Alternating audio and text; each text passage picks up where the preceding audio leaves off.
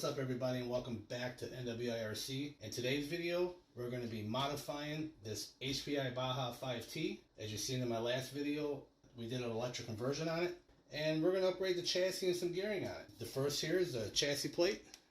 This is made by Modified RC.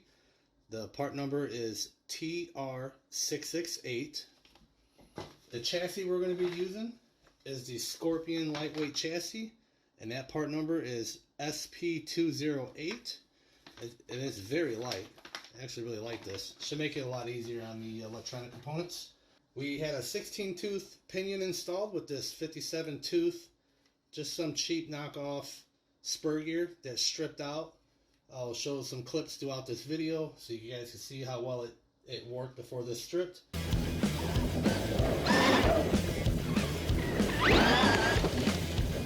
We're going to be replacing it with this hostile plastic spur gear. I believe that's made out of Ezrun.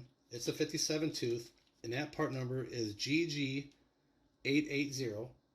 This here is the hostile. This is their billet aluminum spur gear carrier, and we're just going to take the cush drive out of the stock spur, place them on these studs here, put these two together, get that installed. And we're also going to be using this Modified RC TR668, which is a part number. And this is the rear chassis plate. I'm going to get Vinny in here to install all this stuff, and we shall return.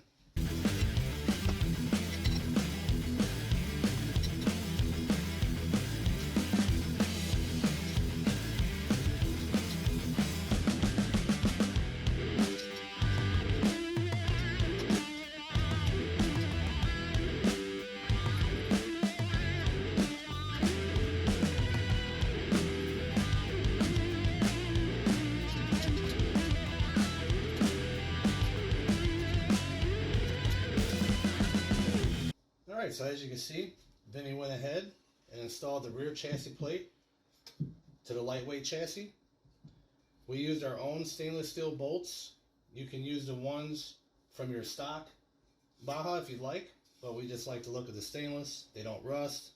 Alright, I'd also like to mention, because we won't be able to get everything on video, but what he's going to do, he's going to take these 6 bolts out here, including this Team Fast Eddie eliminator kit. He's going to take these 6 out, and then everything underneath, probably remove this rear wheel, and go from there.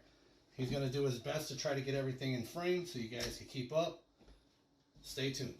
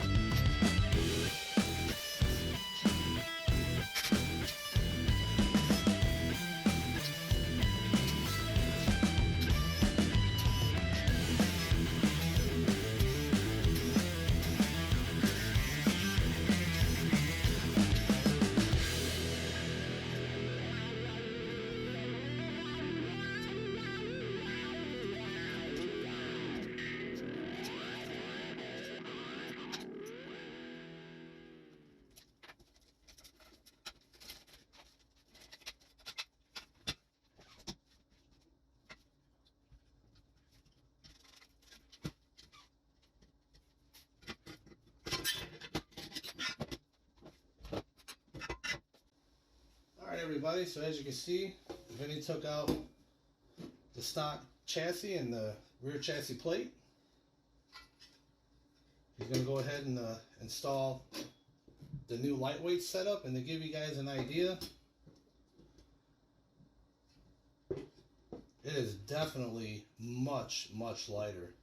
I didn't think it was going to be that much lighter, but it definitely is. I I don't have a scale to properly scale this in at the moment, but my God, what a difference. Okay, so Vinny's gonna go ahead and install the new chassis parts, and then from there we'll go to the gearing.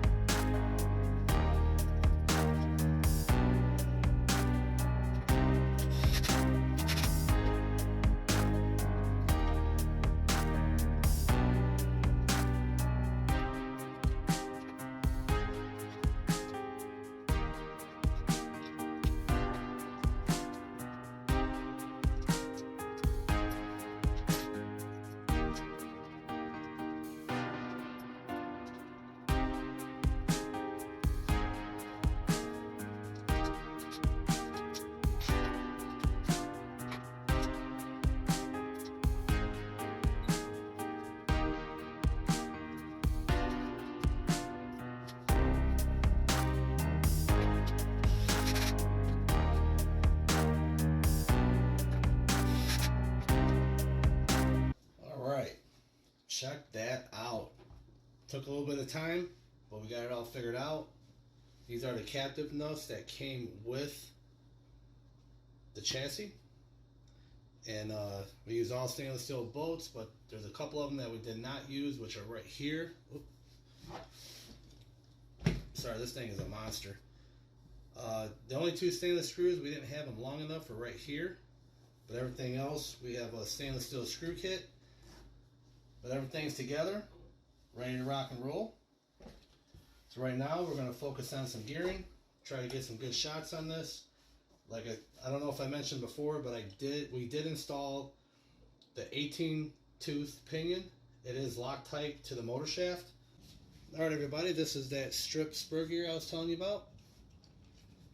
And that's the cush drive that we're going to use to put into the hostile gear. And then this will sandwich right in there. Basically, it would go like that, but on this gear here.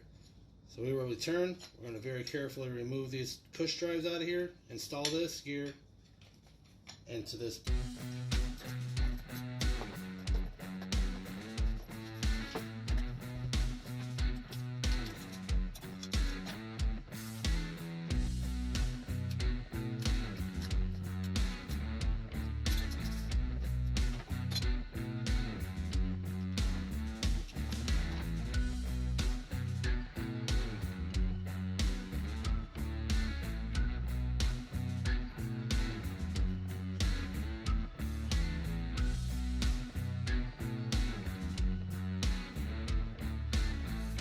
Alright everybody, well check this out.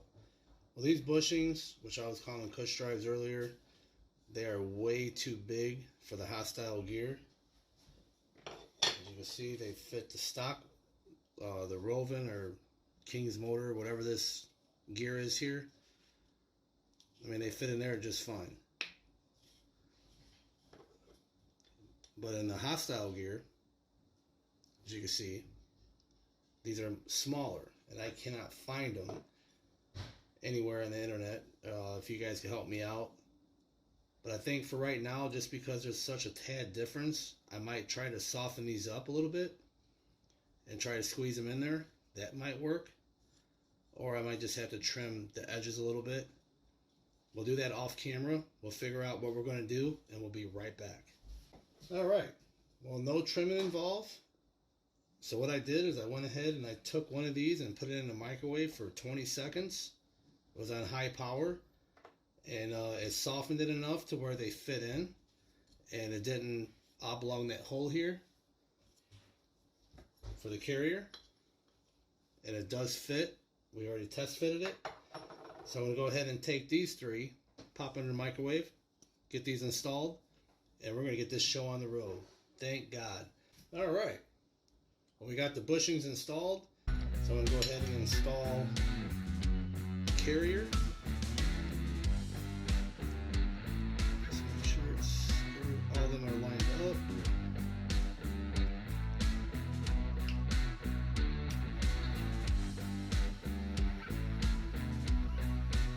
And there you have it.